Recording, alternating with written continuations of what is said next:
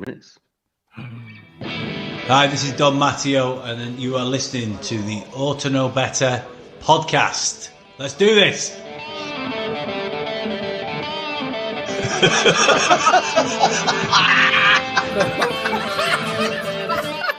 You look like fucking Brolin, you're a Leeds hating bastard. Look like some sort of fucking weird floating head. No. He's a utensil player a bit, innit? I mean, I feel a bit right, dickhead. Nothing spectacular, really. Hey everyone, how are we all? This is the Berardi and Coke Show, the post-match show that's brought to you by the Ought to Know Better podcast. I'm Smarty, and I'm joined by the wonderful Gilly and the even more little fantastic Daniel from the Notnotherleedspodcast. How are you both this morning, gentlemen? Have you got the coffees at the ready? Are you raring to go? The little fantastic Daniel, did you say? The little fantastic. I'll have you know, I'm actually average. I am not little. I'm perfectly average. In what year? Dwarf. Compared to hobbits, I'm average. Yeah, that's right. Compared to his colleagues, he's a giant. Some would say. Are you both well? You? Amazing. Bloody hell! Yeah, I'm very good. Yeah, I'm going to just reciprocate the silent nod that you gave me on Friday. To be fair, I was waiting for Gilly to say. I was actually looking at him thinking, is he going to speak? Is he going to speak? Shall I go? Because I thought as soon as I speak, then we'll both end up speaking at the same time. I'm very well, thanks. Even better after a wonderful win at Elland Road yesterday. I know obviously you went, Matthew. Danny, did you tune in? I did, mate. Yeah, but I had to stop watching 10 minutes from then because I had to go out. But yeah, it's a good win, wasn't it? Really, it should have been dead in the first 20 minutes for me, but it was a good win in the end.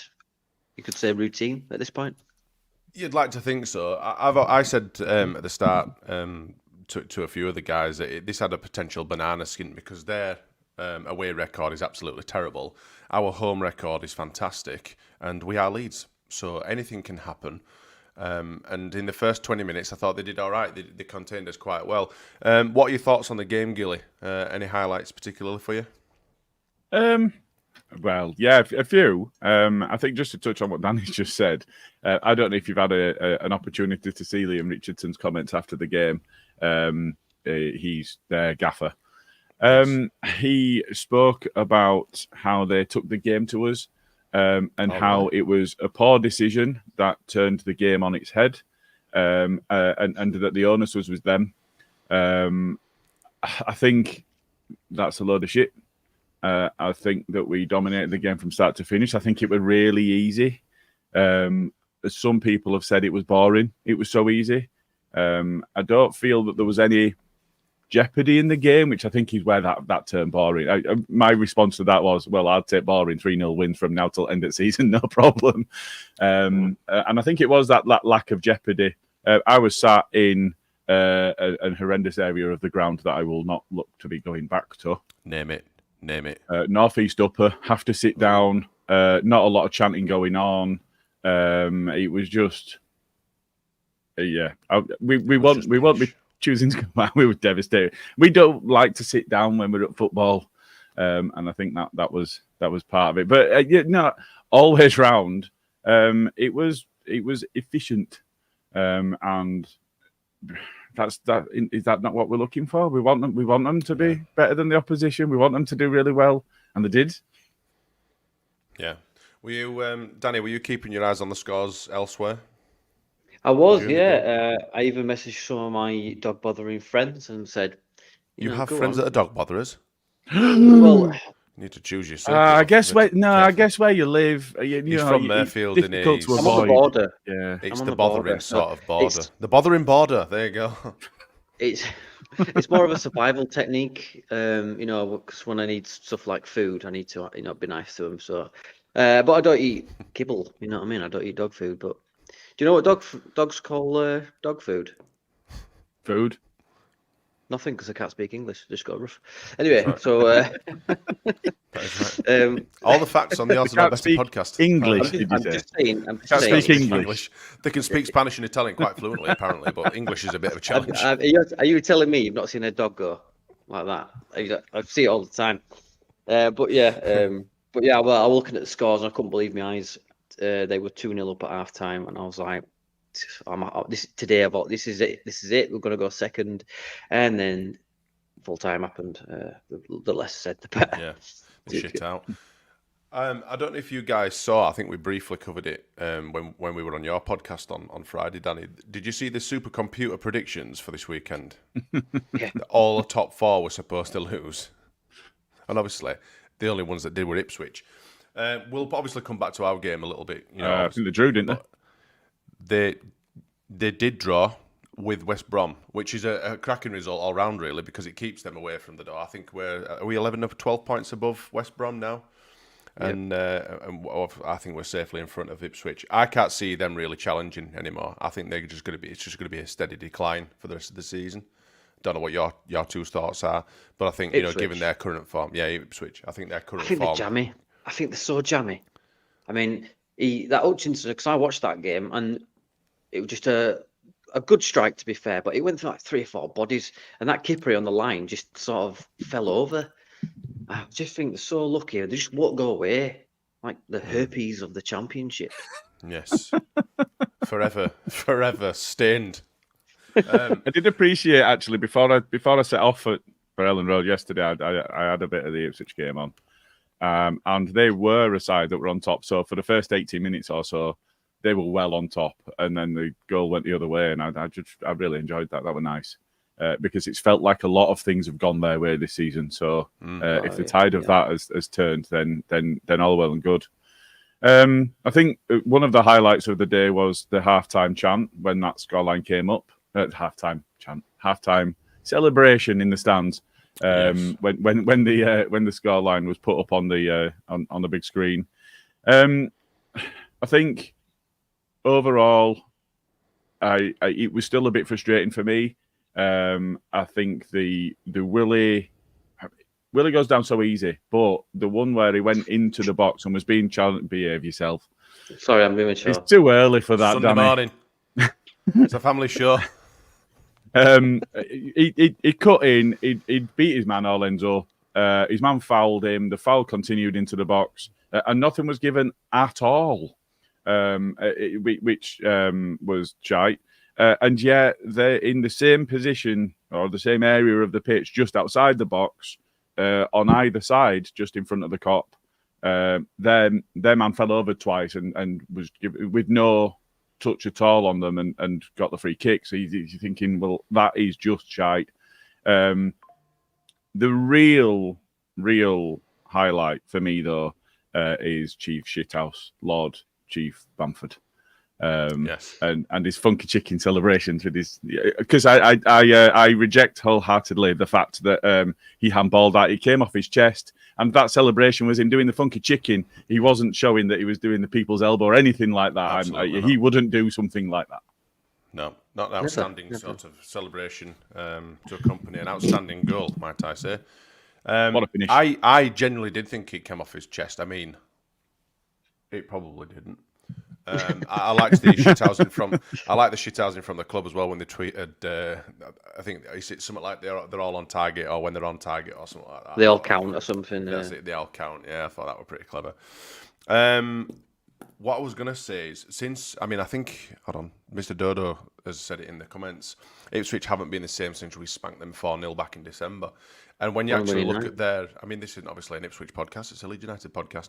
But we beat them 4-0. They drew with Leicester. They drew with QPR. They drew with Stoke. They lost. Sorry, no, they beat Sunderland, to be fair. They drew again with Leicester. They lost to Preston, and they've drawn with West Brom. Their form's gone to rat shit. Confidence is massive in this league, as we've seen it, and we've been experienced it, obviously, quite a few times. But when we're on such a good run, and Saints are on such a good run, and Leicester are on such a good run, it's going to be bloody close coming towards the end of the season now. And we're just kind of... When we play Leicester and Southampton again, we've really, really got to make these games count. But that last game at season, it's building for it, isn't it? It really is building for it. Massive. It really, really is setting itself up. Joe Rodon, 30th start for Leeds, securing the 20th victory in those matches. He becomes the first central defender in Leeds history to achieve this milestone. What do you reckon to that then? He's a star. I love him. The big sacks of cash from Cine drop it at Levy's door. Give it for Rodon. I don't care. We want him. We need him. Everybody loves him. He's a great player. Welsh part of one of the bricks in the Welsh wall we have, and just get him signed up for me. I think that's fair and sane. I think. Yes. Yeah. I think the Sinistera money will come in nicely. I mean, it helps us out in the Championship. Should we not go up next season? But it's all fitting together quite nicely. £45 million for 2 biscuits, which keep crumbling, and we've happy days. I think there's been I won't say a debate, but obviously you're either a Ben White fan or a Joe Rodon fan in this argument. But if you were to choose one at this point in time, Ben White or Joe Rodon, lads? Ben White. Yeah, I think that's a I don't think that's a debate. Yeah, he's so much better, because if you look at what he's done since going to a top 6 side, and look at what Joe Rodon did having gone to a top 6 side. Now, I think that might have been a bit too early in his career, and Ben White stayed at Brighton for another season and built. The step from Swansea to Spurs is massive, and Ben White had the opportunity to work for Bielsa. He had a situation where he graduated that step up because he was in the Premier League, and then he went to Arsenal under a big deal. So I think the expectation might have been slightly different, but I think as players, I think Ben White's probably the best centre back we've had since we first got relegated from Premier League. Yeah, I agree. I just thought I'd ask you a question because it seems to be quite a hot topic on the social stratosphere, as they say. I think Ben White's got better passing as well. I think just his diags out to the wings that he used to just spray about, and I just don't think Rodon's got that. For now, but I think Ben I don't think Ben White should be allowed. By the way, I don't think he should be allowed. The fake bake, the shit hair. He's all. That is not the way that a centre back should behave. It's just not how a centre back should behave. We shouldn't be having any of that at all. So Joe Rodon suits being a centre back. Joe Rodon suits being a centre back better. Yeah. I think they're slowly as a footballer. I think he's slowly turning into a character from Cyberpunk. I think he's Ben White, just for the way the stuff that he wears and the piercings that he's getting in his tattoos. Yeah, he's fell off appearance-wise. He's like pro clubs player now, isn't he? It's like someone's just created him on the pro clubs. That's it. And one other question is: does Joe Rodon ever score that volley that Ben White scored for us? Do you know? I don't know. It'll be just Rodon's luck that he does that. Like Ben White's, that's the only goal he scored that season, isn't it? And he scores a volley straight away. I think Rodon's going to overhead double scissor kick flip, land in the splits. I think he'd break his back or his neck if he tried. No, he's got to score a thunder bastard or a big boosh header. But he does need to get into goals. I'd like to see him score. I was kind of hoping Archie Gray would have buried his chance as well yesterday. I was like, I think my heart nearly stopped. I thought if he scores that, but no, cracking performance. I do think Ben White, like you say, is probably a better technically better. But like you say, Rodon is just an absolute machine, and partnered with Ampadu as well. They're just absolutely solid. I really, really can't see Strike getting back into the team as it is. Especially with how well Gruev's playing. We've got Kamara. Roberts did well when he came on yesterday. It was nice to see Gray push up into the centre of midfield. It all just seems to be nicely ticking along now. And these players that we've got, which are obviously quite interchangeable, it's just like a glove that fits so perfectly. And I just hope to God that we just keep up to it and just keep putting the pressure on the top two, because it's in our hands now, isn't it? We just got to kind of hope that Southampton. It's not in our hands. Slip up. No, it's not in our hands. I think. No, our form is in our hands, 100%. Oh, I see what you mean. Yeah, sorry, yeah. Because I think Saints have got a game in hand over us and a point ahead out there, so it's not in our hands. But all we can do is keep. Yeah, but it would have been in our hands to be able to get in front of Southampton if the dog botherers had have finished off the job that they started yesterday. Yes. Because we do need to play against them, but there's 4 points to overhaul rather than 3. So Yeah, I think. Have you ever had an opportunity to see any or hear any of Parker's comments after the game yesterday? I've not. No. I'll read some I out. usually do it on a Sunday morning, but obviously because we've come straight on here, I've not even seen any highlights. I was kind of looking for. I've seen a few bits on Twitter, especially Somerville's Panenka penalty, which was just absolutely sublime. That's probably one of the best penalties I've ever seen. Do you know what? Can I just say before? Go on. Say, I absolutely wanted Bamford to take that. I don't know why. I just did. Just thought, let Paddy take it, please. I don't know why. I've had a complete U-turn because I think he's limited to what he can bring. But I'm finding myself falling in love with Patrick Bamford again a little bit. And I know. The thing is, before Rin's the one that we've really got to turn. Before he went to shit, I was a massive Bamford fan. But since the Premier League, it's kind of discoloured it a little bit. Obviously, as it would do because he was so poor. But I don't know if you guys have listened to the Joe Wilkinson podcast that my mate's a footballer. It's opened my eyes a lot, actually. And when you get that kind of personal accounts on a lot of the performances and the situations that he were in and his circumstances, you think, oh, we were being a bit harsh. You can't really be a bit more or less harsh on his performances because they weren't up to it. And as a club, we failed by helping him along or getting back up to alleviate his position and get someone else in, or maybe even bring in fucking what's his name in Cup, fucking Rodrigo, and getting him injured. The fucking silly young sod. But anyway. But no, I've digressed slightly. There's an old wound. A bit of a tangent. Yeah, but it's great to see Patrick Bamford playing football and looking like he's enjoying himself again. But anyway, please carry on, Matthew, as you were. Yeah, so I was just going to comment on the Panenka point that you made.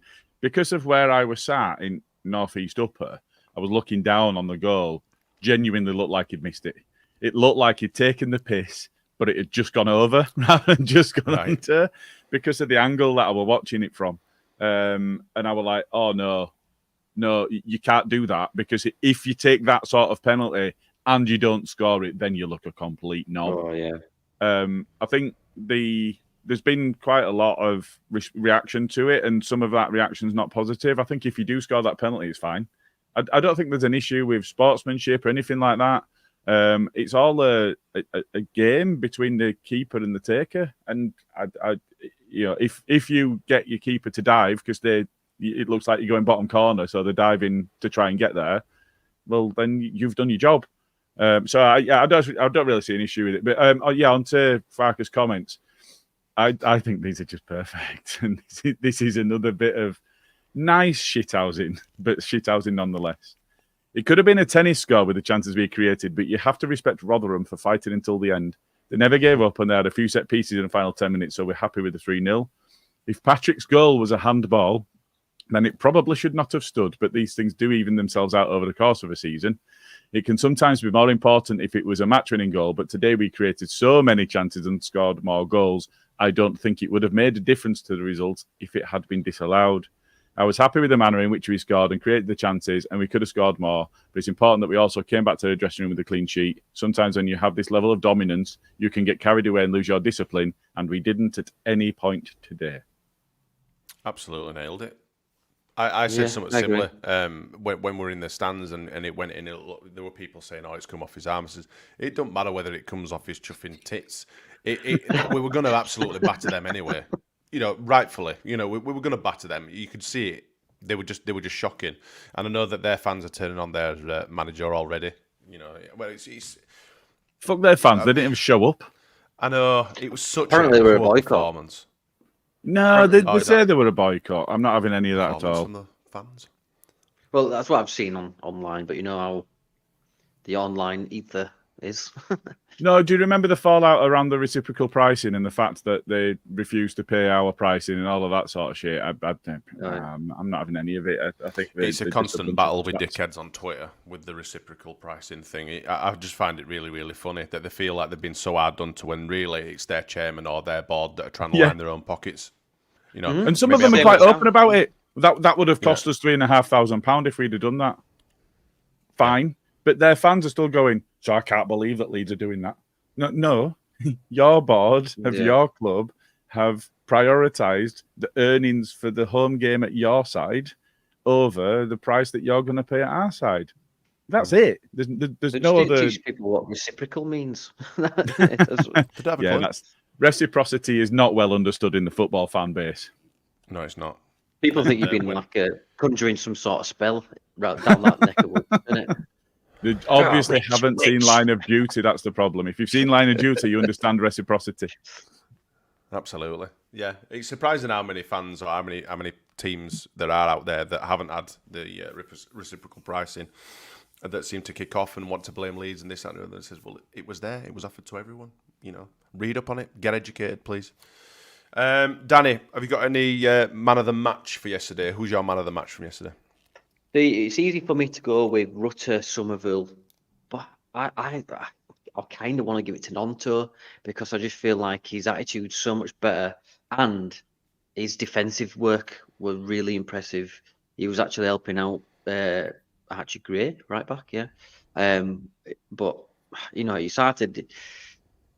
You could give it to the front five, I would. Do you know what I mean? But I think, for me personally, I think Nonto, it's so easy to go to Samuel Rutter because they had exceptional games. But I just think not just because of Nonto's game looks really so much better. I think. Yeah, it's nice to see him performing well now. It's going to be a struggle for anyone to try and knock it. I mean, I don't know where you are with the Dan James thing. Does Dan James come back in over Nonto at the minute with how well? I mean, obviously, given how well James were playing beforehand, but how obviously well Nonto's playing currently, that's going to be a bit of a tough decision for Farke. What do you reckon? Yeah, does he come back in? I don't think anybody comes straight back in. I think all of them need to play their way back into it. Form's going to dip at some point. You hope it's only going to be one or two individuals when it does, and when we do, I think we can be confident that we've got the squad that can deal with that. Now we've got Gray that can go at right back, but we've got a right back to come in. We've got two centre backs that are performing admirably at the moment. So when somebody comes back, they're not going to oust them. I think it's just a case of they've got to turn up constantly and put it in constantly in training so that they are ready when the opportunity comes. Because there's going to be bookings, there's going to be injuries. There's still a lot of football to be played. We're still early in February. So there's going to be opportunities for other people to come in. But I don't think anybody comes back in just because they're available at all. I think it's not like, obviously it's circumstantial in it, but to think that even if James was to be benched, which is more likely going to be the case, to imagine being Rotherham and looking over to the side and seeing Dan James just warming up in the 80th or 70th minute. Imagine being there right back, or left back, should I say. Just thinking, oh, Christ, bury me now. It doesn't matter who you play for. You see Dan James warming up and about to come on pitch, your life's about to be a lot Especially harder. after 70, 75 minutes, you're thinking, fucking hell, I'm knackered. This guy, then he's coming on. Can absolutely ruin us, this guy. I do have a picture of the Bamford's goal, by the way. I don't know if you guys are interested in seeing it. Go on. Shoot. Oh, wow. It's nice, isn't it? I never realised before just how much Johansson looked like Shilton. Yeah. That's a surprise to me. It's uncanny, some would say. Yeah. And we're going to fly through some of these comments that have been started. So for the audio listeners, these are the comments which we started throughout the show. Matt Leeds says, "Hey guys, great win, and we have the player with the world's greatest elbow. The people's elbow. Yeah. Teflon elbow. Joe and Jay would appreciate the people's elbow, I think. Wasn't that The Rock that had the people's elbow? Yes, I think it was. That's about the extent of my greased up men. It was sliding all over each other. Just to annoy the both, it was Stone Cold Steve Austin who did the people's elbow. Just to annoy people out there. Yeah. Oh, actually. Well, there you go. You're educated. I've not watched wrestling since I was a child. I once rang up. I had a house party going, and I was pissed. And I rang the helpline and offered out that Stone Cold Sober guy. Right. How old were you? 19. That's 19. Who's that Stone Cold Sober guy? I'll have him. Bring him to Dewsbury. He's all mouth. Yeah. I'll knock him back to US Andy. Philip Anderson says, Bamford. I'm not going to call him what you called him on Friday, Daniel. Bamford definitely celebrated with his elbow. It was so funny. Yeah, I think that alludes to obviously the chicken dance that you were doing earlier, Gilly. Mr. Dodo, Patrick Bamfordonna and his hand of Jod. Jod? Or is that supposed to be God? Is that a typo? I think it might be. I'm not even going to... Acom Tony, 1919. Hey up, lads. Germany watching along with the rest of the world. Absolutely buzzing. Yeah, definitely, mate. I think it's always a better Sunday morning if we played on a Saturday, innit? You know, and we've walked away with 3 points. Absolutely sound. Philip Anderson says, just so gutted about the Southampton result at the end. Was in second position in the Championship. I know. I couldn't believe it. There were like pockets of people like celebrating and stuff like that. Town are 2-0 up, or you know they're winning again. I think they got it to 3-2, didn't they? And then they ended up losing 5-3. The useless sods, but it's bloody great. Gail, have we noted Ipswich goal difference compared to us, Southampton and Leicester? I think they're on like 15, aren't they? I think they are. They're on 15 and we're on 29 now. Yeah, but their goals conceded is really bad. I mean, they've always had to keep scoring more than the opportunity. Look at us when we beat them 4-3. They had to come back, didn't they? Yeah. They've always had to come back to win your 2-1s, 3-2s. So I think that.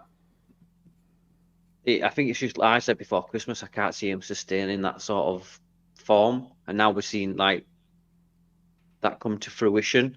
1 win in 9 is not. You know what I mean? I think they're just running out of steam, and I'm hoping, touch wood, that Southampton do the same. I can't see that one. Southampton are a bit of a... That Rothwell scored 2 great goals yesterday for them, and then they got an own goal, which by Tom Lees, of all people, just sort of came. It just looked like he toe poked into their bottom left. But I think other than that, they drop 2 points there if that don't go in. Cause I think we're quite fortunate, but look at us yesterday with Bamford's goal. So. Yeah, but sometimes you have to make your own luck, haven't you? You know, we've been very unfortunate in a lot of games, and like you've said, Ipswich have been very fortunate in a lot of their goals and a lot of their games that they've played in. And sometimes, luck does go your way, and sometimes it don't. I mean, we've been absolutely done over a few times. I mean, look at bloody Premier League and how many chuffing goals we had chalked off. And then they changed the frigging rules of VAR and all sorts of stuff. That's just us, isn't it? That's just it's just Pat Bamford's offside, where his hand was offside. Oh, against Palace. Well, now his hand has had some payback. Yeah, absolutely. Quite not Roof-esque, wasn't it? When it can't have been offside if you can't score with it. So that's allowed then, surely. That's the point, isn't it? I'd not thought of that. The first game back in the Premier League against Liverpool, it came off Cox's leg and hit his arm. Bang, penalty. Yeah. And then about 3 weeks later, they changed the rule. And then you've got the Harry Kane wiping out the Spurs wiping out Meslier Kane goal. It's so inconsistent, isn't it? Yeah. This is what I mean. Like that was during my the most hated Leeds time, I suppose, in the last few years. Just like nothing goes our way, we get no luck whatsoever, and we constantly get dicked by stupid decisions and shit refereeing. It's just Did we go like a year without a penalty or something? Oh, it was much longer than that, wasn't it? 53 games, I think it was. Wow. In my recent memory. It's a shame we don't have stats on. You could probably confirm. But I'm pretty certain it were about 53 games in a row that we'd not had a penalty for. Anyway, Mr. Dodo. Grace scores the winner to get us to autos on the last day at Elland Road, that place. Oh, imagine. Imagine. Shirt off, wheeling it around. The scenes. We can only hope, can't we? Absolute scenes. He's back again. He's had his Weetabix this morning. What is technically better but a bit soft, whereas Rodon is hard, the Welsh grizzled bastard? I think I agree, actually. Yeah. I think I agree. But like you've said already, Gilly, Rodon's a proper centre-back in it, whereas you look at Ben White, he's more technical. He's a bit of a hybrid. He likes to carry the ball forward. As does Rodon. Yeah. Yeah, but you can't ever imagine Rodon having a diamond stud earring. No. It's that kind of thing. And a fake bake. And a dangly one as well. A dangly one. Yeah. Walking around with a sarong and a handbag like Everton players. I saw a tweet. Calvert-Lewin. Yeah. Oh. Well, another one as well. Midfielder as well that were Just the dress sense. I can imagine you in a sarong, you know. Oh, Tom Davis. Tom Davis, yeah. I mean, don't get me wrong. I think I'd rock it if I did it, but I'm not going to choose to do it because I would have centre back. You know, it's not allowed. It's just not the image you want, is it? You don't want to portray that. Maybe if no, my shit. Anyway, no. We'll leave that as it. Moving on. Can I just ask you a question, by the way? Yeah. How fucking old must Lee Peltier be? It feels like it was 20 years since he played for us. I'm a long time ago. I'm fully under the feeling that he has like some sort of special potions and it's sold his soul to some particular thing. And when he gets home, he just drinks it all down. It's like that film with Bruce Willis, isn't it? He just keeps getting younger. It's just ridiculous. He's still going. Keeps getting younger. Is that Benjamin Button? Yeah. No, because whatever. Yeah, we'll go with that. Okay. Never mind. It's too early. Maybe it's something you can pitch to the people over in the USA for a new film. There you go. He's 37. It feels like he should be 47. He's been playing that long. He's 37. He's still fair play to him if he's still doing that. I mean, obviously, I can't remember which player he took out. What, it's Somerville? He went through the back of him. Nonto? No, that was someone else. I can't remember. He went through the back of someone. Like it were a bit strong. Snowy says this was always going to be the run we needed to take advantage of. Now we need to make the most of our home form and beat the big boys. 100%. We just got to keep doing what we keep doing and keep Elland Road a fortress. Do you reckon we'll go unbeaten all season? That'd be nice, wouldn't it? It would be nice. Yeah, it would be nice, yeah, to get the. Do you know what? Unbeaten to this point, and people are calling it boring. Do you know? It's such a luxury in it to call it boring. But there's still people not convinced by Farke. There's still people out there that aren't convinced by him, which is it's mental, beyond crazy. We're better off at this point in our promotion season, points wise. Do you know what I mean? Yep. Albeit it's a bit of a freak of a season this season. But here's a question for you, right? Where does Bielsa get us with this squad? It's totally hypothetical. We Champions can't really League. know. I've just seen it compared on Twitter, and I'm just like, you can't compare the two because there's so many different variables. Though, do you know what I mean? The thing is, right? For me, Bielsa's swashbuckling football was absolutely fantastic, and it used to get your blood pumping. But at the same time, you used to be shitting yourself because we always used to concede quite a lot of goals as well. Whereas defensively, this team is a hell of a lot better. So. Yeah, but the goals would be absolutely just raining in under Bielsa. I agree. I agree. Yeah, it'd be brilliant. As long as we won 8-7, we'll be all right.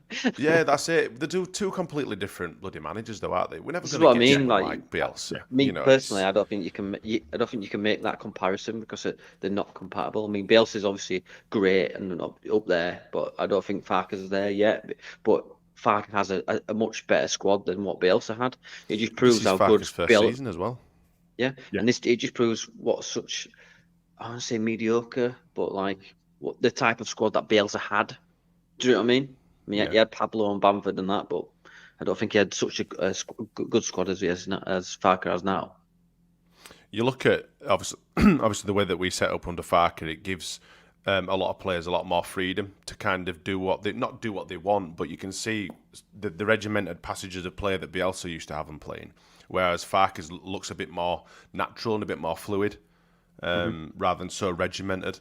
And I think, Bielsa turned water into wine, didn't he? I mean, he literally took. We're always going to talk about Bielsa. We're always going to go over these same points, but he took a team of very, very average footballers. When we were in the doldrums and we'd been subjected to shite football for so long, and just lifted us out of the, like, what the hell is this? That Stoke game is probably the best game I'll take it to the grave as probably the best game I'll ever go to, perhaps, because it was just like, what am I seeing here? This is an efficient footballing side who are playing a team that have just been relegated from the Premier League with a dickhead manager that's saying that we were going to get pumped. I think it was Rowett at the time, wasn't it, when they were relegated? And I just thought, what the fuck are we seeing? Whereas we've been promoted, we've had an absolute shit time up in the Premier League, and now we've come down and we've got Farke.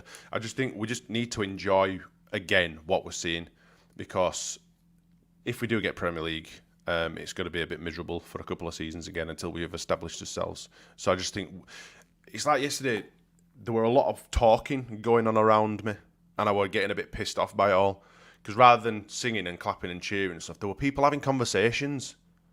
Yeah. Like actual proper conversations that you can have at a fucking home or something like that. I'm like, this is a fucking football game. Why are you talking about your fucking pet insurance and shit? What are you doing? This is the fucking South Stand as well. It's not like, your family stands or frigging West Stand where, Or North East Upper. Or North East Upper or whatever. South Stand, there's people, we're scoring, there's people flying over. I'm getting booted in head by people that are flying over at top and stuff. And, it's just crazy. It's just mental. But hey, I'm just a miserable shit. Last comment then. Top Banana at Bamford was only doing the Leeds salute. Oh, just like another player that was on the pitch. Oh yeah. Their captain was seen in 25 minutes Morrison, giving the Leeds salute, wasn't he? The little sneaky devil. I saw it at the time and I was like, I did did that just happen? Yeah. He were cleaning ball or something, wasn't he? He was like, yeah. He did it twice, yeah. What is he doing? I didn't see that, obviously, because... Imagine being a Rotherham fan and seeing that. Yeah. Oh, so I don't know whether he's their chief shithouse or if he's... I mean, I think he was getting a bit of stick, and you tend to get a bit of stick when you're there, don't you? Because you were right on the touchline. So he might have been getting a bit of stick, and it might have been him taking the piss. But if you're a Rotherham fan, you're fuming at that. You won't be happy, would you? I mean, I remember Preston fans used to kick off when Beckford used to come on, and he'd come on and score for us. You can understand because obviously he's an ex-player and stuff like that. But for Rotherham captain, it's like you need to fucking watch what you're doing. You're going to make yourself look a right twat, and you're all your team's rock bottom of the frigging championship, and you're there going to Elland Road giving it big leads. So what are you doing? What a dipstick. So any comment on Somerville and how well he played and Rutter and how well he's playing? It's just, I mean, it's the same old story in it. Every single podcast that we come on, the same players are getting the nominations for obviously man of the match, but it's just such a joy to watch them in it. They're just so fluid, and it's just.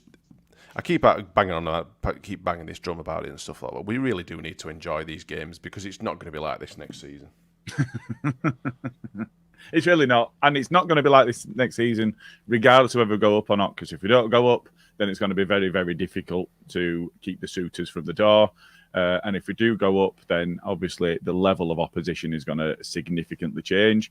I think from a perspective of man of the match, I would have gone slightly differently. I think it's easy to go Somerville. He played really well. He scored 2 goals. I think you're right with him and Rutter playing together. They're enjoying the football. And Nonto was getting involved in that as well. And there were a few passages of play where there'd be 20 passes that were made where Gruev and Kamara were involved in it, but it was mainly the 3 in front of them that were just pinging it around between each other. And you think, well, this is just really, really good football to watch. Yeah. But I think for me, because of the clean sheet, maybe because I would have centre back when I was playing, and maybe because I just love him so much. But equally, he got absolutely flattened out on touchline in front of their dugout. And for me, I would have just tipped Rodon for man of the match. He's absolutely quality, isn't it? Will and Onto got flattened. And that should have been a first penalty. To be fair, that's the one I mentioned. Yeah, because I think that started just outside the box. But if a foul continues into the box, it's a penalty. But he didn't even give a free kick. He gave nothing. He gave a keeper. But Liner didn't flag either. No, he was useless. Scissored him. He's literally wrapped both legs around his foot or his legs, and he's gone into the box like regularly. I mean, I thought it was a free kick, but first and foremost, it's a foul. Yeah, whether it's inside the box or outside the box, it doesn't matter. It was because when I saw the referee go like that, he pointed to the thing. I was like, "Oh, penalty, get in!" No, he gave a bloody goal kick, and I was just, it's just one of them, mate. You know what I mean? Like, I just thought it was terrible. And then the Jordan Hugill tackle on Rodon were just in the Prem. I think that's a red. I think they turned it to a red. I thought Hugill were at West Ham. When did he move to frigging Rotherham? how he got moved to West Ham in the first place, mate? Is he still a West Ham player, or is he there permanently? I don't know. Is he on? Well, he must be on loan, I'm guessing. But he's not. He's featured like twice for West Ham. I mean, he had that good season, didn't he, for Preston? And Preston, West Ham he'd been at Preston a while. But I think when he were at West Ham, he were really young. I remember a video of him before kickoff introducing himself. Oh. I can't wait. I can't wait to see all these bubbles. 2020, he left West Ham. Is that what he said? Yeah, but that is what he said. That's the video that I'm on about. Yeah. Can't wait to see all these bubbles. But yeah, no, he left West Ham having had 3 appearances in 2020, having been on loan at Middlesbrough and QPR while there, signed for Norwich, stayed there, went on loan to West Brom and Cardiff, and he's now just a Rotherham player. I mean, that's what a dickhead I sound like that. He's now a Rotherham player rather than being on loan at Rotherham. Yeah, but you'd think to see his trajectory though. Like I say, like Danny's doing, that's a hell of a fall from grace, starting it. To say Norwich are a championship side. Preston, he had over 100 appearances at very championship side. Rotherham, all right, maybe they're not going to be a championship side come end of the season because it's looking pretty precarious for them. But he's a championship player that managed to get a deal somewhere, and they quickly shipped him on. So he spent all his time at championship. He's still in championship. It's the fact that he's not stayed at one club. Do you know what I mean? Like it's always been loans for half a season. But anyway, he's not a Leeds player. Yeah, he's what Thank it God. Is. What did you reckon to Connor Roberts' brief appearance, chaps? Danny, I'll come to you. I just thought he did well. I think he got involved towards the end, didn't he? Like, a cross that almost got to his man. But other than that, mate, I thought it looks promising for me. He made a big tackle down the right wing, didn't he? Yeah, he's got a rapturous applause. Obviously, we love a big tackle. Charlie Cresswell coming on, Gilly, as well. Hey, I can see your face. It's Sunday morning. Hey, he were talking about scissoring earlier, and we skimmed over that as well. So we managed to avoid it. Let's concentrate, lads. Let's not let it drop now. This is just a continuation of Friday, isn't it? It's Danny's the common denominator. He's just filth. He's just a filthy little man from Murfield. And we're just dead innocent, and he's just leading us up the garden path. Don't dox me, Smarty. Don't dox me. So talking about dog mothers early. Anyway, cry on. I liked the debut. I thought he did, and the point is, don't get anything wrong. I think Cresswell coming on is the same. He's had a pretty poor time of it. He's been cast in a pretty negative light, and then we're talking about that's been put to bed. It's been sorted, so he's got an opportunity. And again, it was that thing of, come on, keep it tidy. The game's already won unless we choose to shoot ourselves in the foot. So just keep it tidy, do nothing wrong, no major mishaps, and just get to end the game. And I think that's, we said towards the end, it's great that Farke made some subs to get people involved at the time he did, because the game was done. It was over with as a contest. It did make it feel quite a bit like a friendly, though. We'd effectively changed half of the outfield, so it did feel like a friendly at that point. But it is important to get minutes in them players. Yeah, absolutely. And we keep banging on about it, don't we? Saying, how are we going to get these guys any minutes? And this is the perfect situation for them to come in. When we're comfortably in the lead, get some minutes in. I mean, Charlie Cresswell came on to a bit of a nice big cheer as well. Nice to see him. I didn't like him getting the Bamford chant. That's not right. No, what it's like though. That Bamford chant's a bit generic, isn't it? It can be applied to pretty much. But it's ours for him, though, isn't it? I know. And it's just gone off. But I tell you something though, that Firpo chant is a right earworm, and it's ace. I was love just it. literally about to say that. I was singing it on the way home. I was singing it when I got home, minus the swear words, obviously, because the children were around. We were singing it on Call of Duty last night. We were, yes, giving it the big one. The other players like, what's that? We won the cup in Spain. Where's that coming from? What's a junior Firpo? There'll be lots of people googling junior Firpo.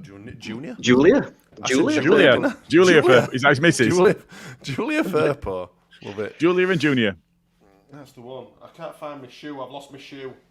This, Is it this not on your floor's foot? called... Well, I say shoe. I mean croc. Oh, lads. no. No. Why have you done that? Because... That's worse than you having a go at the Swifties. He's a croc-wearing Swiftie hater. Listen. How do I leave the stream?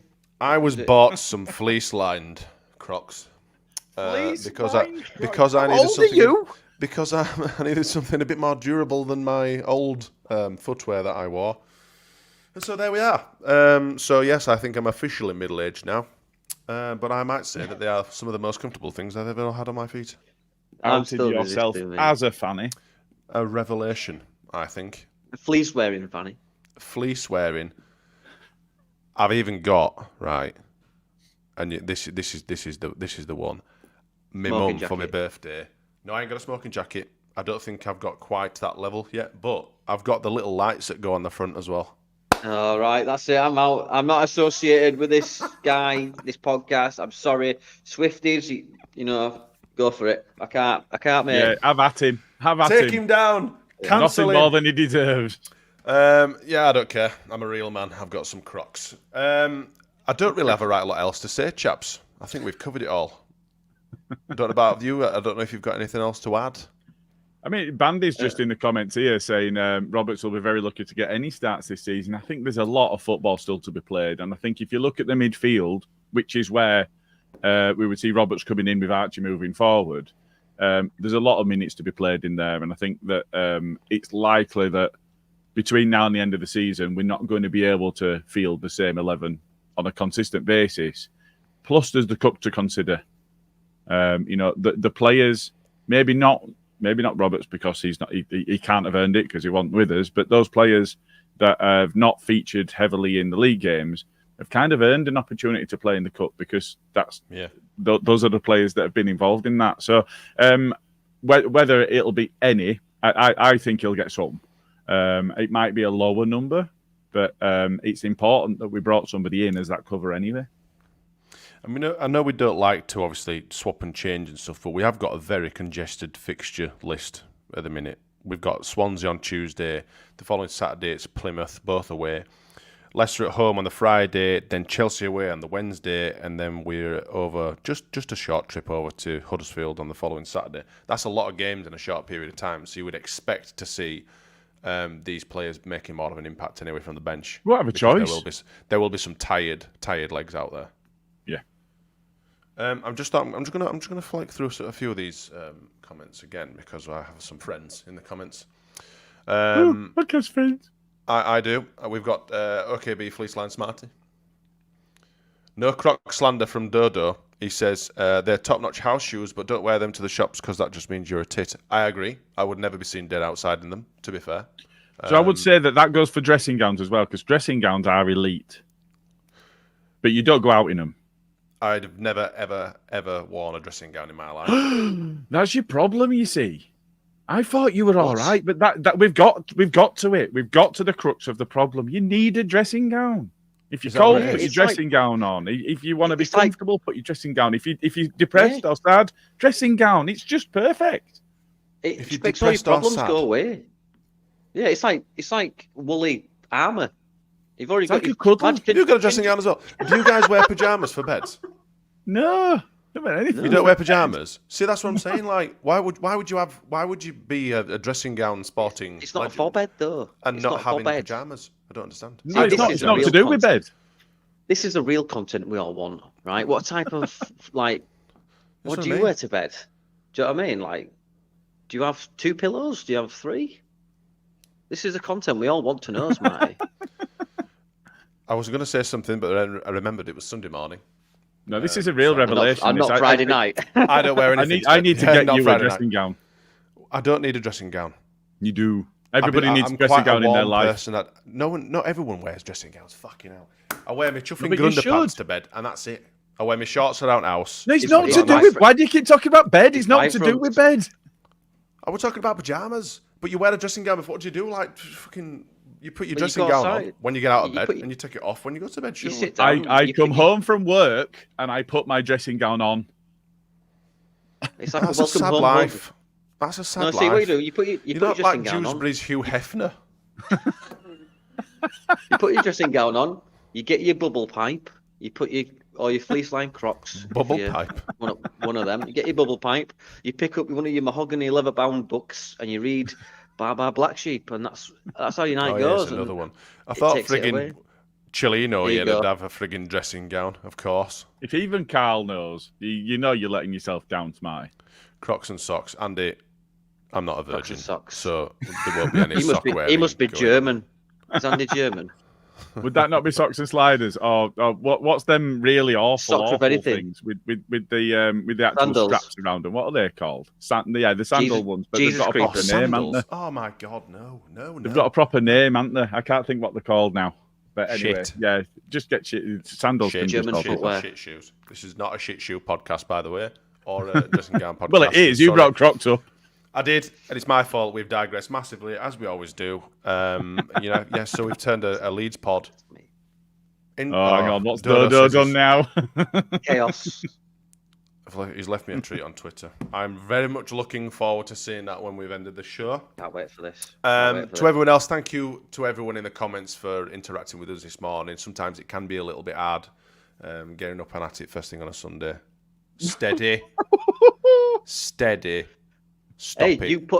You rack them up, we'll knock them out of the park. Sunday morning. It's not allowed. Save it for next time. We'll get you on again. Save it for your podcast. Your podcast is filthy. It is. Dirty. Oh, that's the word. That's the word I was trying to think of. Birkenstocks. They can all get in the bin. Oh. They look like Cornish pasties that are on your feet, them. They look daft. I'm sure they're really comfortable, to be fair. I'm sure Birkenstocks, they do look comfortable. But yeah, well, I'm sure Crocs are, but you'll never find them on my feet. I'd need half a cow to get them on my feet. My feet are massive. They'd look just... People with big feet, right? Like nice shoes on big feet look stupid. Is this who I think it is? No, then. Yes? Look no? at the face. Is that Look what I at think his face. It might be. Look at his face. It might be. I do have a work pair of Crocs. It's all I coming think out. this, I think this might be Smarty's missus. Wait, no, that is my missus. I have a pair of Crocs because everyone knows that I go down to the caravan on a but I've got a caravan in North Wales. I do have to do a little bit of garden here, there, and everywhere. I do have an old pair that I'd wear to do shit like that. How long is it until you have a South Stand pair? I don't know. I tell you what, if Leeds, if Leeds United brought out a pair of Chuffing Leeds Crocs, I'd buy them. I wouldn't give a shit, and I'd even get the little thingy whatever they're called that you stick on them as well. Leeds badge, stick it on there, bosh. Bit of Lucas the Top Cat. And you see everyone in a 2-mile radius just leave you. You seen that meme? Where that guy I reckon they'd sell. Absolutely. Pair of Leeds Crocs. White. This should split the fan base. Like blue and yellow stripes going over them. You're right. No, this has split the fan base, and it's just wrong. It's wrong. I know where I am on this. I'm going to put a poll out after this. I'm going to see where we all stand. I'm not standing for this, Smarty. Leeds dressing gowns. Hang on. They do Leeds dressing gowns. They do. That's why they're better. Yeah. They do them hoodies as well. Do they? Oh, they're good. Leeds hoodies. I'm sure Leeds. In that band. Is it hoodie or oodie? I don't know. Hoodies. Well, I think hoodie might be a brand. Is it like a jacuzzi or a whirlpool bath? It's basically Leeds' version of them, but you look like Pac-Man. They're massive. They're like these fucking. They're like it's practically like wearing a quilt. A strong wind and you're absolutely knackered. Would your Leeds Crocs be fleece lined? Now that is the question. I'm sorry to everyone who's watching this. Obviously, we've massively gone off topic here. Yeah, but you're talking about bloody your dressing gown nonsense. You brought it up. Well, I've no more Croc slander. Anyway, can't drop the N-bomb like that. Thank you to Matthew and to Daniel this morning for joining me on. Hang on a minute. Can't drop the N-bomb like that. Croccast. He calls himself that in our introduction. Yes, I do. That's because I was playing around with the green screen behind me and it didn't work. You dressing gown wearers. Yeah, but it doesn't carry any weight from a croc wearer, does it? Sordid heathens you are. That's true, yeah. They are the lowest of the food chain. No, absolutely not. They are elite, and you're only a proper bloke if you've got a pair of Crocs, and I will have no other words said against them. There were no more slander for Crocs. Thank you, everyone, for joining us this morning. It's been a right laugh, as they say. Please like and subscribe to our channel for more Croc and dressing gown discussions. You know, what else do you want on a Sunday morning? Thank you again. We will see you on Tuesday for the main podcast, or is it Wednesday? Actually, we've got a Tuesday game, haven't we? Yeah. So it'll be Wednesday, won't it? I think it's Gilly, Carl, and Jay on for the main pod. But thank you very much for joining us, and we will see you through the week. And I've see you, pals. To get the outro. See you, bye.